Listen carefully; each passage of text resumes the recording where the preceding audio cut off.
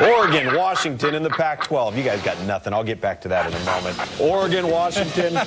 We've got Ducks, we've got Huskies, we've got great quarterbacks in Mariota and Keith Price, a lot of offensive weaponry, but I think two undervalued defenses as well. If you take a look at how both of these teams stack up against one another. How do you guys not know the greatest American hero, man? I did. It just come on. Gerbil fell asleep. I was born in '81, so that's mine. Born Me too. In '81. Yeah. All right, Coach. We'll start off. Former head coach of the University of Oregon. What do you have? Well, you know what? Both of these defenses stop the run well enough to force pass situations, and they're 3rd and 7th in the nation on pass defense. I think people don't understand how good both of these defenses are. The offense has done a great thing, but Nick Aliotti continues to reload that defense and play 22 to 23 players on defense because they're on the field so much. They defend probably more plays per year than any other team in the nation because Oregon scores so quickly and doesn't worry about time of possession. So I think it's going to be the defenses that decide the game. I like Washington. I have since August, talked them up, hoped that they would play well enough to be this sort of conversation piece.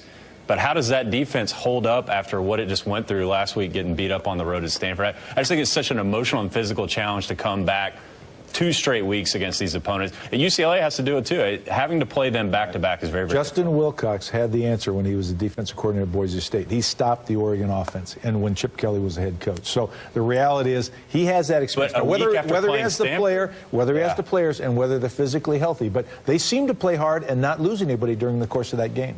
Yeah, I think it's a function of, I'm with you, Travis. I don't know if it's even scheme. I don't know if it's skill. But I think when you look at it in the context of the season, knowing that you have to play at Stanford and then turn around and try to play in Oregon like that, even if you're schemed up, even if you got the ball players, I'm not so sure that you can put it together week over week. And this was a close ball game. This came down to the wire, a contested completion.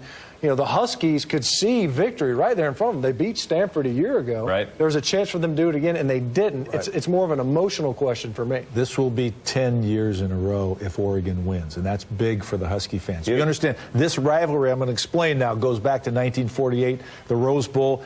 Cal and Oregon tied in the Pacific Coast Conference at that time. Washington, because they were in the Northwest, was assumed to vote for Oregon, and Washington voted for Cal to go and convinced Montana to vote for Cal. Thus, the animosity between the two schools started back then. They remind of that. That's posted every single year, I guarantee. Well, we're going to have a pop quiz on that segment. Thank you. Come back to you. I learned something. I wasn't born that. See if you can recite that later on in the show. Right, Oregon, they score fast, Coach. You and Chip Kelly and all that, you started this little phenomenon over there where you play really fast and furious and nobody can stop you. Look at some of the numbers here where they lead the country. Drive time, 13 drives of 80 yards or more, 39 touchdowns. They 59 points a game. They just fly down the football field at breakneck speed. Here's the question. I'll ask you, a former Oregon coach, how do you slow them down? Well, there's a couple ways. One of the things is you try to sneak an 8th man down into the box late. You try to change up the look at the line of scrimmage for who handles a quarterback, who handles a dive back. Here you can see what Stanford did last year. They did some penetration at the point of attack, which really hurts the play, whether the quarterback keeps it or not. You can look there in a double eagle look now. They're slanting, pinching inside, and basically they're creating havoc by getting the defensive line into the backfield. This is a 3rd down situation. Now they change up. They're spread it out. They're only 7-man front. They're going to play a weird sort of a stunt there, but they're playing zone. Notice everybody's eyes are on the quarterback, so they're in a zone defense, just regular 3 deep, but they're all keeping their eyes up and keeping Mariota contained in the pocket. This is a 4th down play. They go back to pressure now, right in his face. The receiver is open, but forces an errant throw because of that pressure.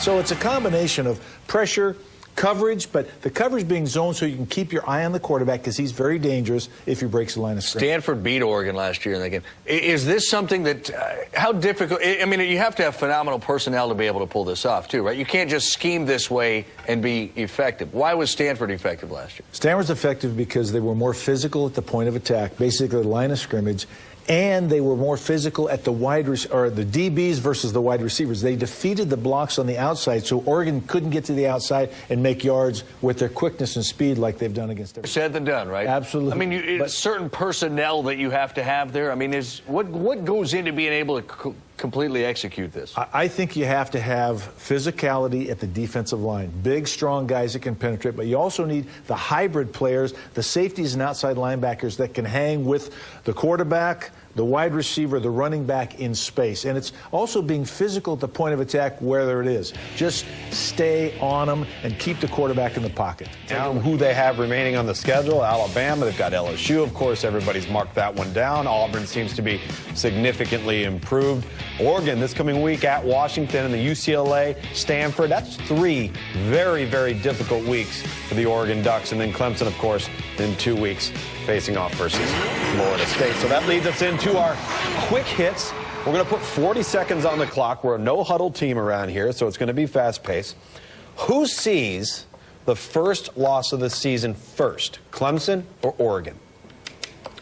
Well, I mean, Clemson's got the game in 2 weeks. You've got more time. You're going to default to that. Well, it's true. I mean, when you look at it, when you're looking at the resistance, you got what, till November 7th, where you've got Oregon, Stanford facing off with one another. But, you know, we're 2 weeks away from FSU. Wouldn't, on this collision, wouldn't Oregon have a better chance, wouldn't Oregon have a better chance of losing to Washington this week than Clemson does to Boston College? In theory, but I think that's the point, is we don't think Washington is up to that standard. I don't think either one of them will lose until the national championship. I'm going to say this. I think right now, even though UCLA and Stanford are on Oregon's schedule and FSU and South Carolina, a bunch of others are on Clemson's, I think they got a chance to meet in the national championship and not lose. Now, are you assuming that a one-loss SEC team, if there were to be one, is out? Absolutely. You're going Oregon-Clemson national title game? Absolutely. I'd watch You heard it here on the novices. That's right, on the amateurs. I would agree with that too, Coach. I mean, Clemson, if they go undefeated, will have 2 victories over SEC teams. I like Florida State next week, and I think that could be the national championship game, the winner. I agree with you. All right,